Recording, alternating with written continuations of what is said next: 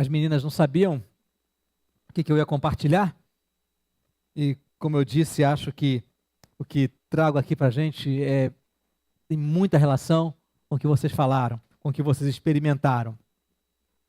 Existe uma passagem lá no Novo Testamento, quando o apóstolo Paulo está terminando de escrever a sua carta aos Romanos, que é muito interessante. Capítulo 15, versículo 4. Está projetado? Pode apagar as luzes aqui. Vamos ler juntos esse versículo? Está projetado aqui. Romanos 15, 4. Vamos lá? Pois tudo, quando outrora foi escrito, para o nosso ensino foi escrito, a fim de que pela paciência e pela consolação das Escrituras tenhamos esperança. Então o que Paulo está falando para mim e para você é que todas as histórias escritas nas Escrituras, e para Paulo as Escrituras eram o Antigo Testamento, porque ele ainda não tinha o Novo Testamento, ele foi um dos mais pródigos escritores do Novo Testamento, ele não tinha ainda o Novo. Então o que ele está falando é que aquilo que está registrado nas histórias antigas do povo de Israel foi escrito para o nosso ensino, para que a gente, aprendendo essas coisas, a gente tenha paciência e consolação, e isso construa na nossa vida a esperança. Então as experiências das pessoas, tanto as boas quanto as más, tanto o lado bom da vida das pessoas, como o lado ruim da vida das pessoas cujas histórias estão aqui nas páginas do Antigo Testamento, do caso que Paulo se refere, elas estão registradas para que a gente aprenda com o que eles viveram, para que a gente aprenda o que fazer e o que não fazer, como viver e como não viver, como tomar decisões e como não tomar decisões. E é na experiência de uma dessas personagens do Antigo Testamento que eu queria tirar algumas lições, se possível uma breve lição para a gente nessa manhã. É uma personagem que, embora seja conhecida de nome, a sua caminhada ela é marcada por um evento específico, que é mais conhecido por um evento. Essa personagem é o sobrinho de Abraão. Sobrinho de Abraão, que se chamava Ló, mais conhecido pela mulher do que por ele, não é? A mulher dele ficou famosa porque deixou de ser mulher, virou uma estátua. Às vezes até cantava com as crianças aquela musiquinha, esse versinho simpático que não se aplica a nenhum de nós.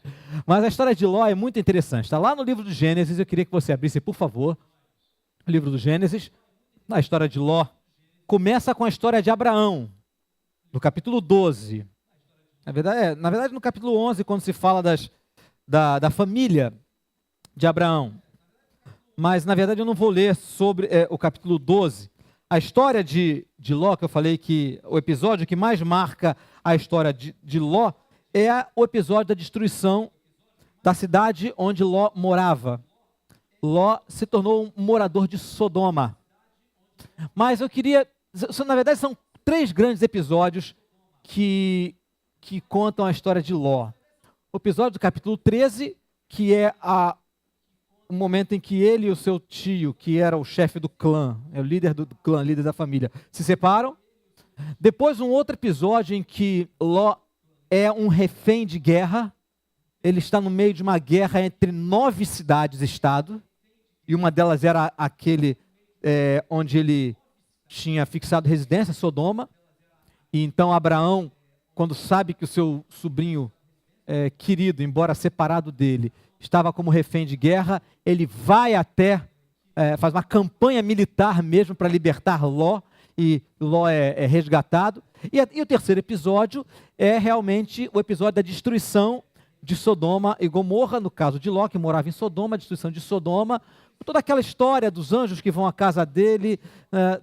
Creio que grande parte de nós conhece essa parte.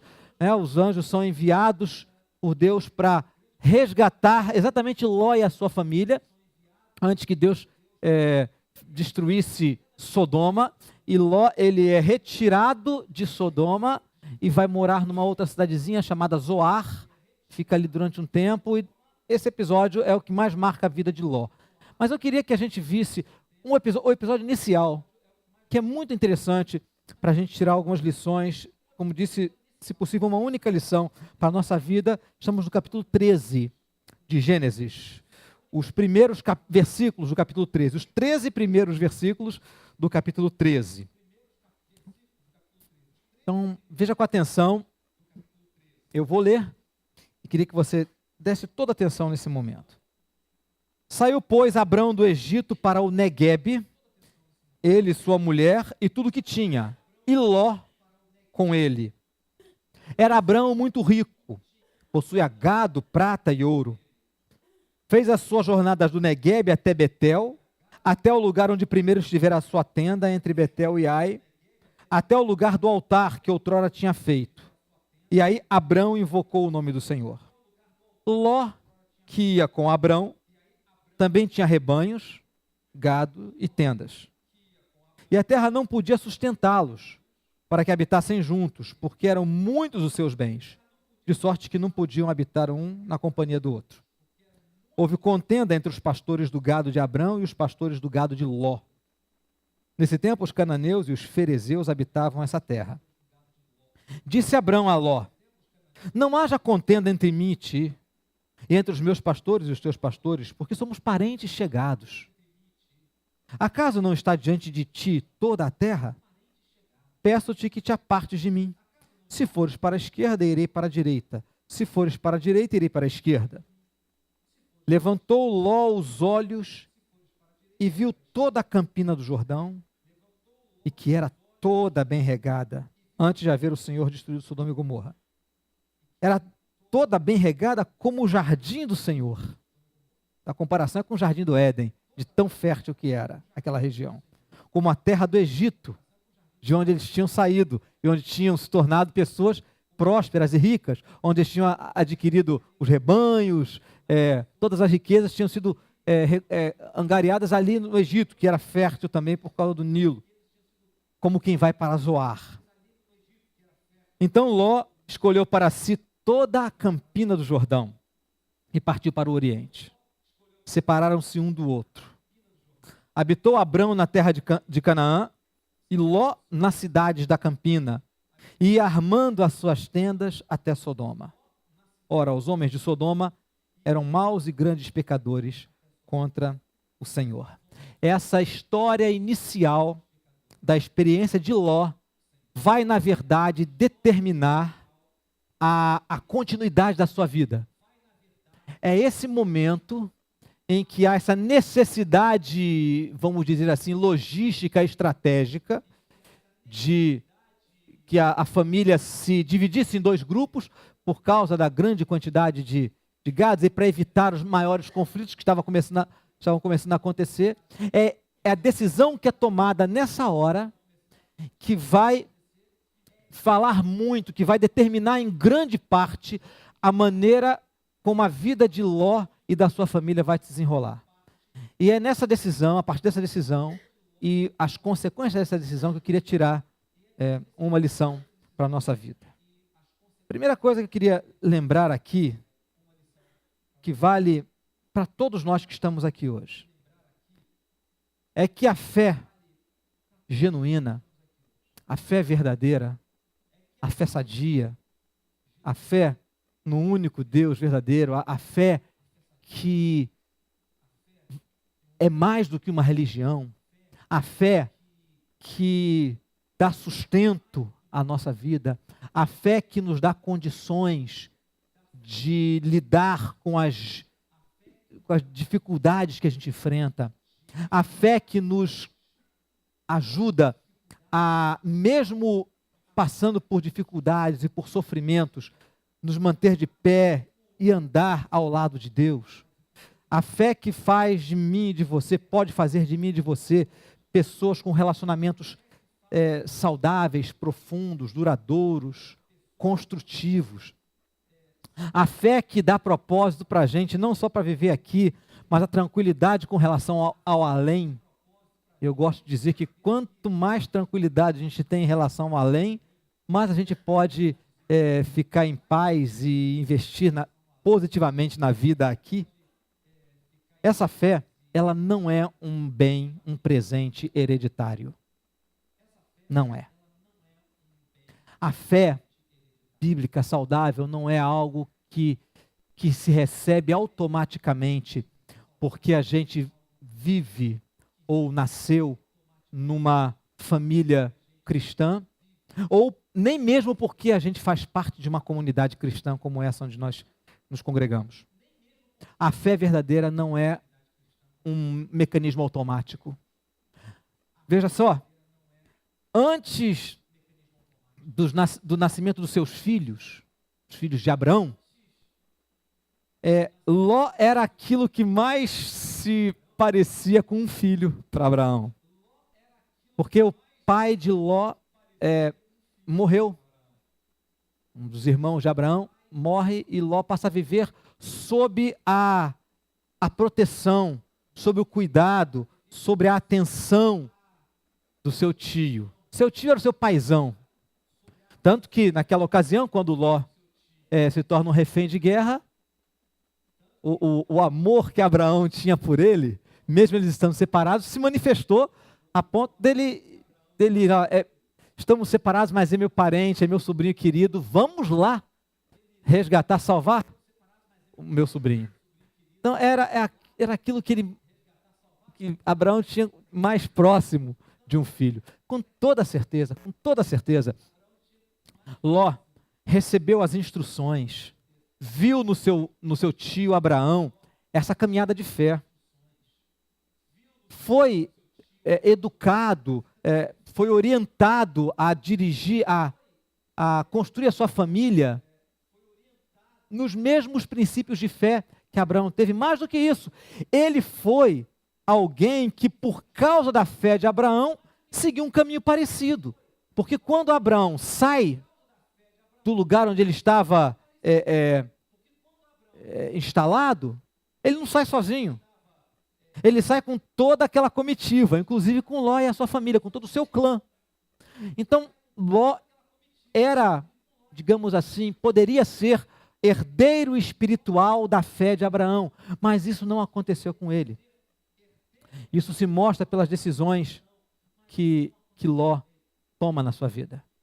Então, meu irmão, minha irmã, meu querido, minha querida, o fato de sermos família cristã, seja sanguínea ou seja da comunidade da fé, e isso não significa, não equivale a dizer que eu e você somos herdeiros da fé saudável, da fé verdadeira.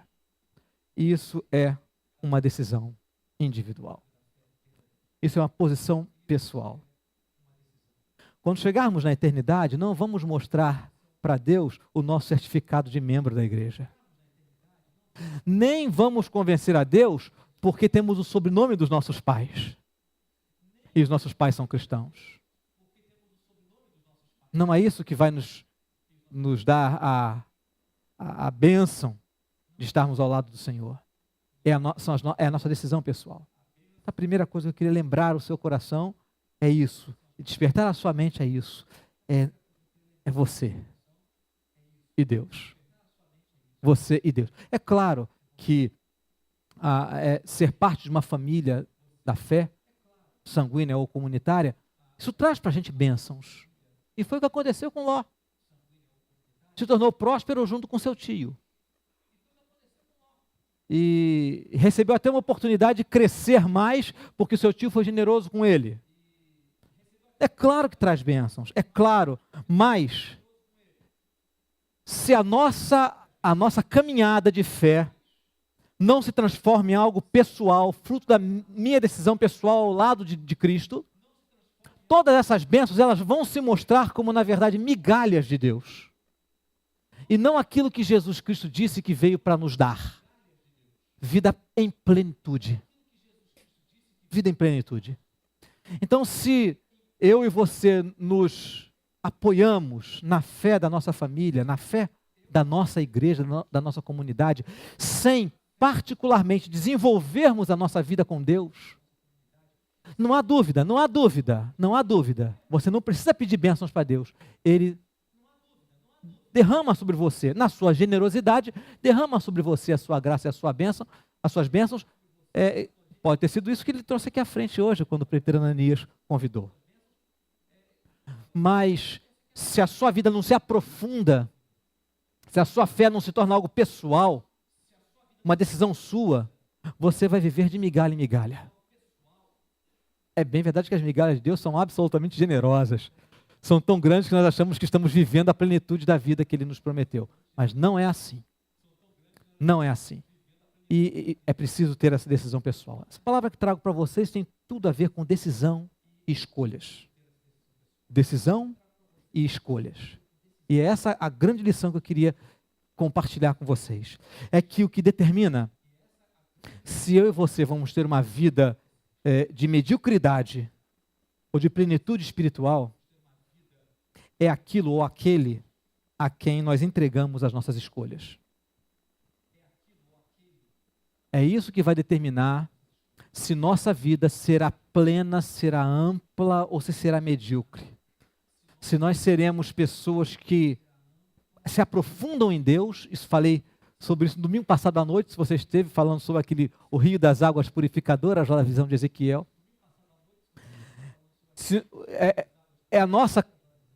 A maneira como nós definimos para quem vamos entregar as nossas escolhas, é que vai determinar se a minha vida, se a sua vida será uma vida medíocre espiritualmente, ou se nós vamos ter a bênção, a alegria de viver a vida em plenitude que Jesus Cristo veio nos trazer.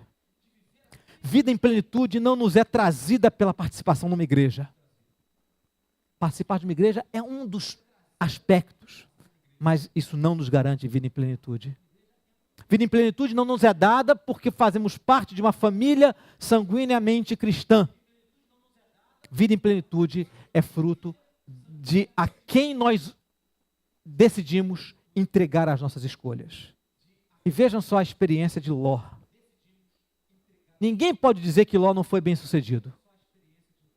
Porque Ló, quando vai morar em Sodoma, ele não é um cidadão qualquer em Sodoma. Ele não é um cidadão qualquer em Sodoma. Quando aqueles anjos enviados pelo Senhor chegam em Sodoma, isso está no capítulo 19 de Gênesis, só estou dando um panorama para você, eles encontram Ló sentado no portão da cidade. No portão da cidade. E o portão da cidade nada mais era do que o lugar onde se assentavam os juízes da cidade. Na antiguidade, as resoluções legais eram tomadas por aqueles anciãos que estavam assentados no portão da cidade. Então, essa expressão, que ele está dizendo que ele estava assentado no portão da cidade, era um sinal de que ele era um cidadão importante, provavelmente um dos líderes da cidade. E depois, quando aqueles anjos estão na casa de Ló, e os moradores de Sodoma sabem que aqueles anjos estão lá, eles acham que são apenas homens, batem na porta de Ló e dizem, manda esses dois aí para fora para nós abusarmos deles. Ló vai à frente e diz, não façam mal a eles, eu lhes entrego até as minhas filhas, mas poupem.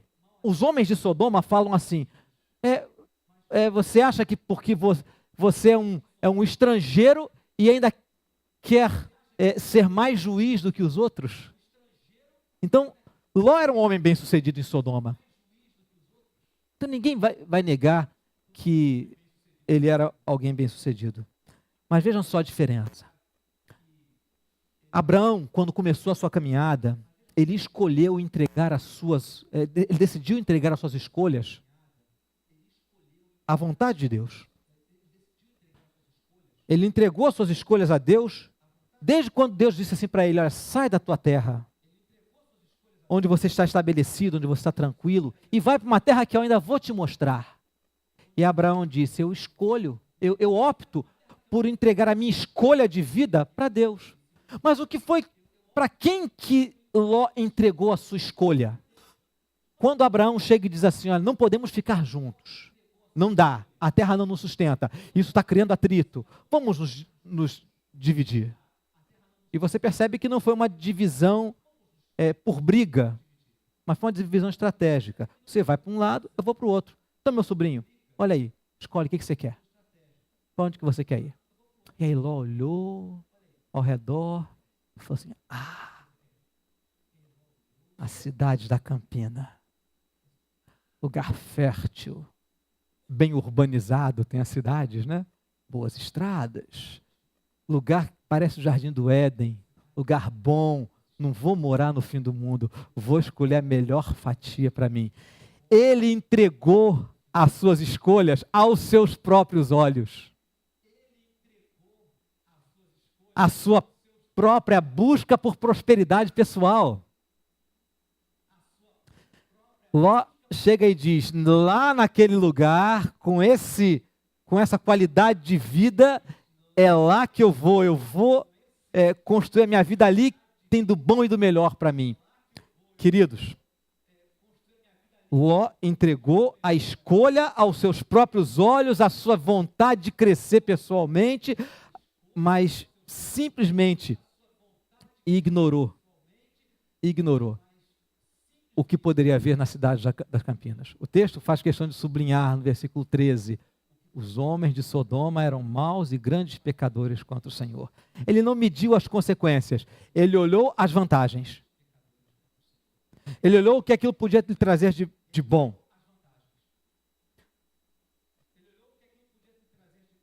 Queridos, escolhas erradas também levam a sucessos. Escolhas erradas também levam a sucessos.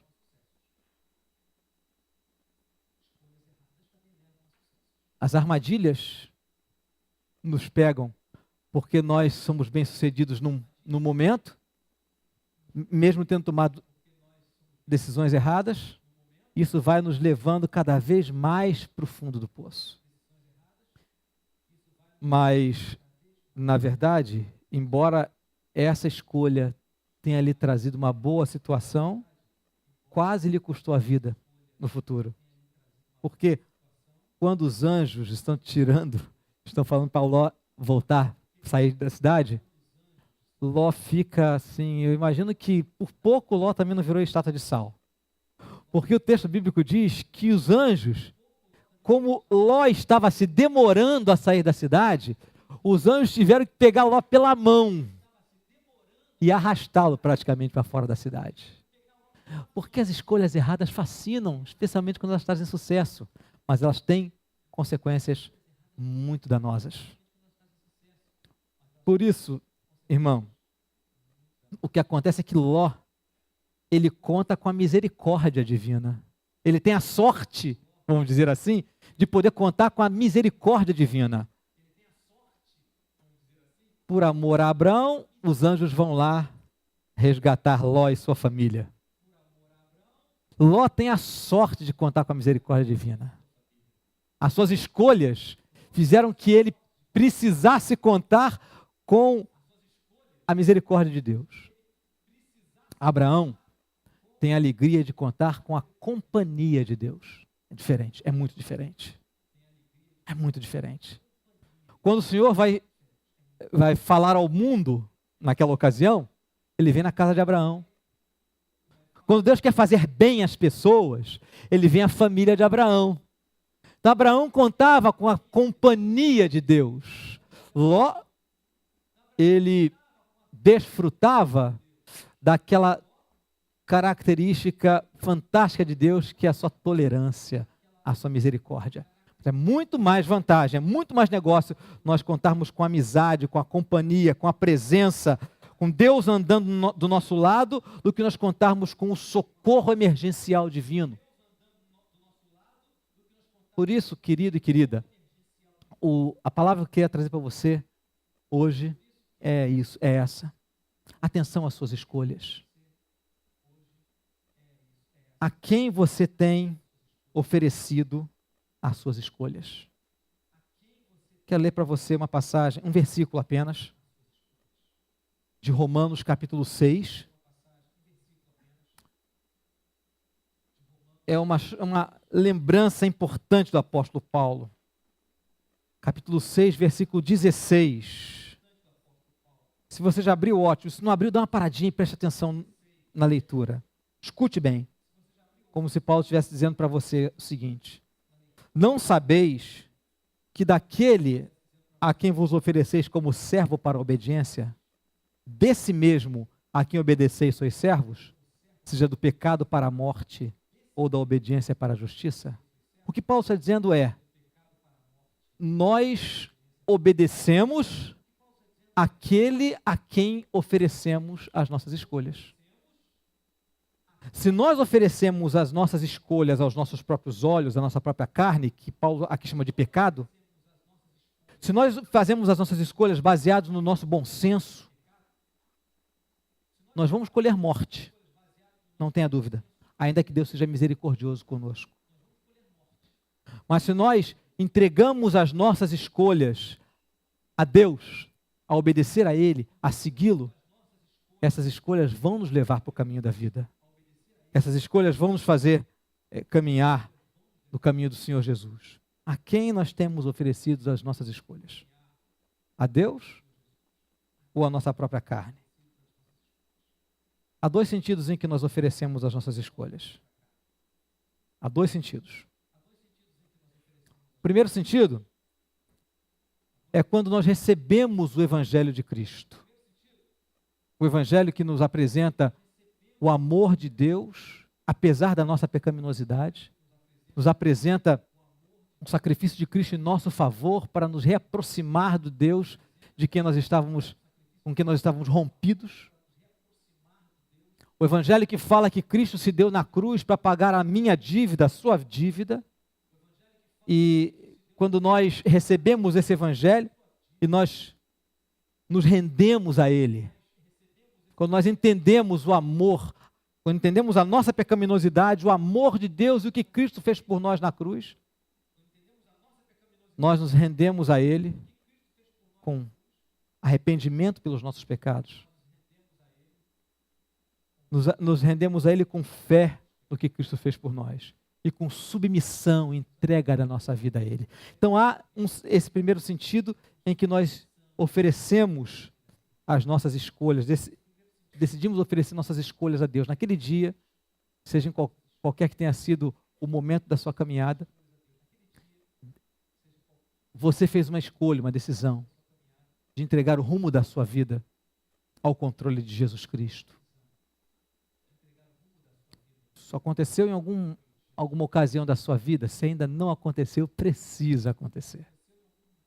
Se isso já aconteceu com você, existe um segundo sentido em que nós entregamos as nossas escolhas. São as escolhas de todos os dias. As escolhas de todos os dias. Todos os dias, nas minhas decisões cotidianas, sejam as grandes decisões, como qual a carreira que vou escolher, como vou constituir minha família, com quem vou constituir minha família, os grandes empreendimentos da vida, sejam as decisões menores, como eu vou me relacionar com fulano, com beltrano, o que devo fazer com o meu dinheiro, como devo aplicar o meu talento, enfim, sejam as grandes, as maiores ou menores decisões da vida,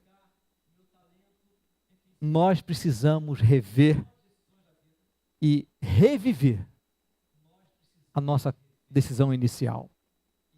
O que eu quero dizer com isso?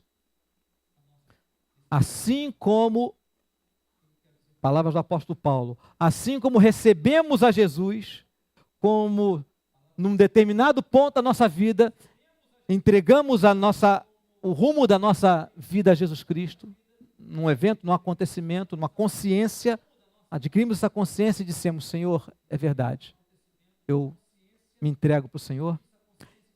Essa experiência precisa se repetir todos os dias.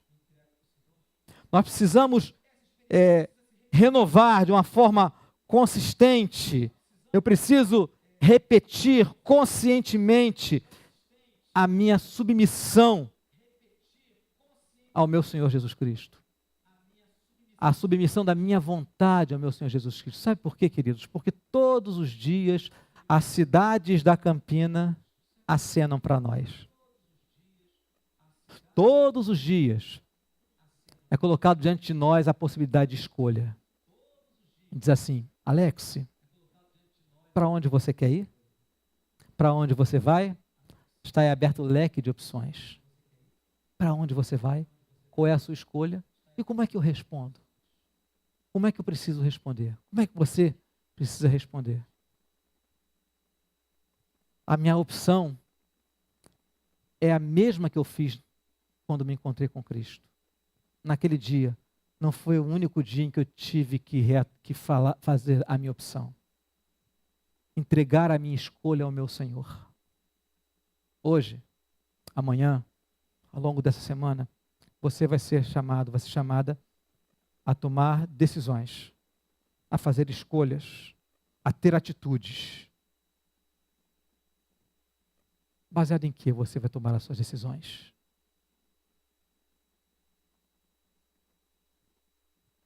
Na sua vontade? Naquilo que parece melhor aos seus olhos? Ou você vai curvar a sua cabeça? Vai se curvar de forma submissa a Jesus? E ainda que Ele te diga que a vontade dEle é diferente da sua, você vai dizer: Senhor, a cidade da Campina é mais verde, parece ser mais fértil, mas eu entendo que o teu caminho é o caminho da vida. O teu método é o método mais consistente. É o que vai me levar, não para Sodoma, onde eu até posso ser bem-sucedido, mas a minha vida diminui, a minha vida murcha. O Senhor vai me levar para os caminhos da vida, porque, como diz o salmista, na tua presença há plenitude de alegria.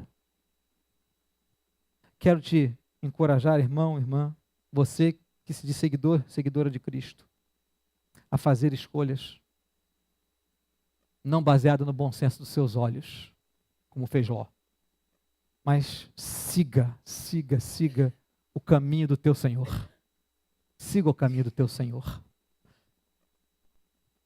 Graças a Deus, nós podemos dizer que o caminho é do mesmo Senhor. É nosso, é o nosso Senhor. Mas Ele tem decisões para você. Nesse sentido, Ele é o teu Senhor. Ele é o dono da tua vida. Quero te convidar a entregar as decisões da sua vida a Ele. Então te peço, vamos orar juntos? Curva sua cabeça e vamos falar com Ele um pouco mais. Colocar diante dEle as nossas decisões. Se você se sentiu encorajado a buscar o Senhor na sua experiência, a se colocar diante dEle e dizer: Senhor, eu tenho decisões a tomar, tenho coisas que estão me acenando, muitas delas me seduzem, embora no fundo eu saiba que não são o melhor caminho, ou eu não sei exatamente para onde ir. Se você se sentir encorajado a falar isso para o Senhor, fala isso agora.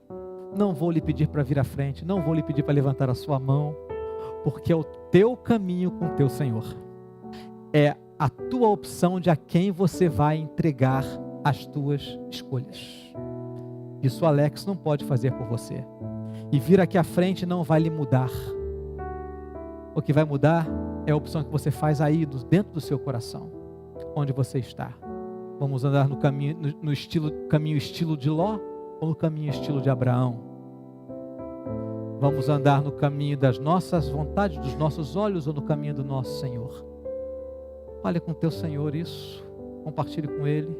Pode ser difícil para o seu coração, mas Deus te entende, Deus te ouve. Vamos orar.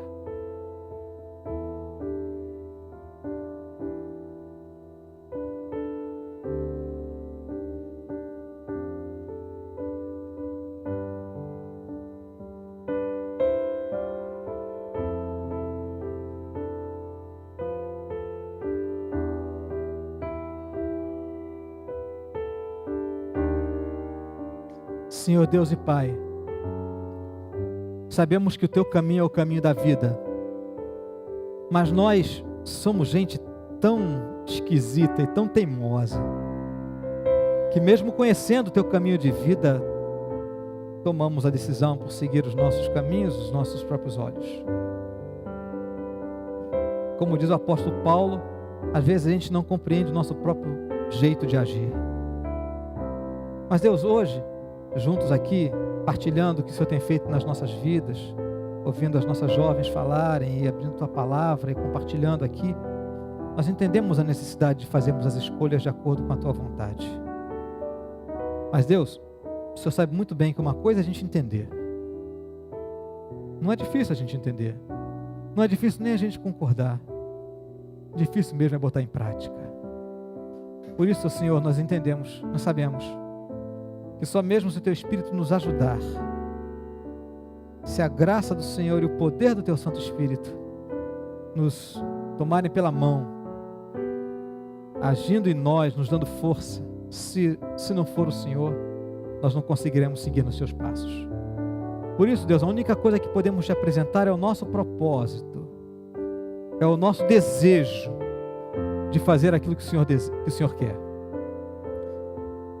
Nós contamos com o Teu auxílio, com a Tua graça, com a Tua força, para darmos um passo de cada vez, caminharmos na direção que o Senhor Jesus deseja e andarmos nos Seus caminhos, fazendo as escolhas não de acordo com os nossos olhos, mas de acordo com a Tua vontade.